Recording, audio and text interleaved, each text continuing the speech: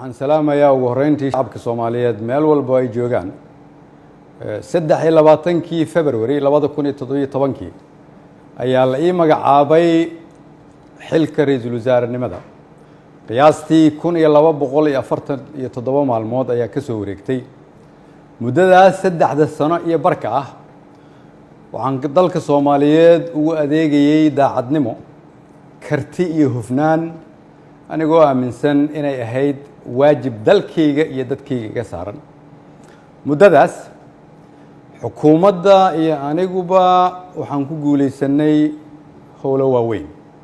waxaa ka mid ahaa inaan dib u habeyn ballaaran oo dhaxalgal ah ku samayno ciidamada qaranka oo maanta soo gaaray meel ay u diyaarsan yihiin inay la wareegaan amniga guud ee dalka inaan dib u habeyn ballaaran ku samaynay nidaamka maaliyadda dalkeenna oo dunidu noo soo istaagtay soo celinay kalsoonidii uu caalamku nagu qabay kuna qabay hay'adaheena dhaqaale oo inoo saamaxday in laynaga cafiyo deyn lagu lahaa dalkeenna muddo dheer dadaalkaasi waxa uu ku dhacay soo jeed iyo iyadoo la geliyey wakhti badan waxaan la dagaalanay musuqmaasuqa waxaan gudbinay shuruucdii ugu badnaa ee xukuumadda ay gudbiso waxaan ku guuleysanay mushaarka shaqaalaha bixinteeda iyo mushaarka ciidanka oo bil walba laga soo bilaabo Janaayo 2017 uu qof waliba qaatay waxaan ku guuleysanay dowlad wanaag iyo amaano waxaan ku guuleysanay annagoo dib u soo nooleynay sharaftii ummadda Soomaaliyeed si loo ilaaliyo dhammaan guulahaas ay xukuumadda iyo shacabka Soomaaliyeed gaareen dhammaan shacabka Soomaaliyeed oo qayb ka ahaa rabana in la sii joogteeyo waxaa lagama maarmaan ah ilaalinta nidaamka awood isku wareejinta dalka oo si dimuqraadi ah u dhacda anigoo gudanaya waajibka arrinkaas iga saaran ayaan xukuumadda faray inay ka shaqeyso in dalku aado doorasho lagana fogaado muddo kororsi oo dhalin kara khalkhal siyaasadeed mid amni iyo mid dhaqaale waxaan ka shaqeynay isu keenidda dowlad goboleedyada iyo dowladda federaalka isugu keenay magaalada Dhuusamareeb si go'aan loo dhan yahay looga gaaro doorashada hadda dalka ku soo fool leh waxaan isku raacnay in la isku soo laabto 15 Agoosto si loo dhammaystiro geedi socodka doorashooyinka dalka inkasta oo kulamadii Dhuusamareeb horumar fiican laga sameeyay haddana waxaa muuqataa in weli uu socdo fikirkii ku aadanaa muddo kororsiga oo salka ku hayay wixii maanta ka dhacay golaha shacabka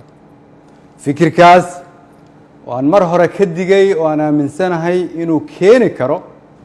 khalkhal siyaasadeed dalkana dib u celin karo ayaan waxaan mar kale xasuusinayaa ummadda Soomaaliyeed in dalka 4 sano mar ay doorasho ka dhacdo iyadoo xukunkii ay qoro isu dhiib inay tahay dhaqan sax ah oo dalkan lagu bartay ayna tahay kulligeen inaan ilaalino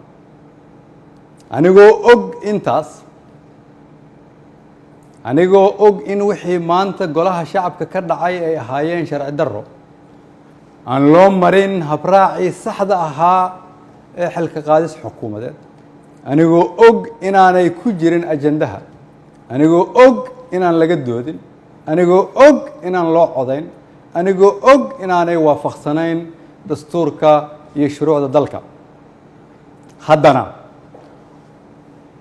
waxaan go'aansaday inaan anigu ummadda Soomaaliyeed u noqdo tusaale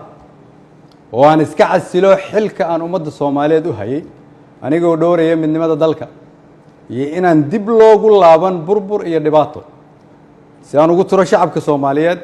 qaybna aanan uga noqon khalkhal iyo dib u dhac siyaasadeed oo dalka ku dhaca mid dhaqaale iyo mid amni mid bulsho ayaan sida ummadda Soomaaliyeed ugu baratay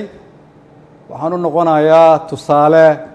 inaanan marna halkan xukun u joogin laakiin aan u joogay inaan shacabka Soomaaliyeed u adeego waxaan u mahad celinayaa madaxweynaha oo fursad ii siiyay inaan shacabkayga u adeego golahaygii wasiirada oo igu garab istaagay inaan dalkan samata bixino shacabka Soomaaliyeed oo hiil iyo hooba ila garab taagnaa iina ogolaaday inaan soo hor istaago oo aan u shaqeeyo mar walbana garabkayga taagnaa iina hiiliyay waxaan u mahadcelinayaa saaxiibada Soomaaliya oo xilliyo adag iyagana na soo garab istaagay ummadda Soomaaliyeed waxaan u rajaynayaa barwaaqo dalkan rajo ayaan ka leenahay kulligeen dalka ayaa kulligeen inaga weyn cid waliba waa inay aqbashaa in dalka loo turo maanta waa maalinteydii aniga ayaa u turay dalka shacabka Soomaaliyeed meel walba ay joogaan waxaan leeyahay waxaan idinkuga adeegay awooddii ugu sarreysay oo aan awoodo haddii ay wax iga khaldameen waxaan idin weydiinayaa inaad cafisaan wasalaamu calaykum waraxmatullahi wabarakatu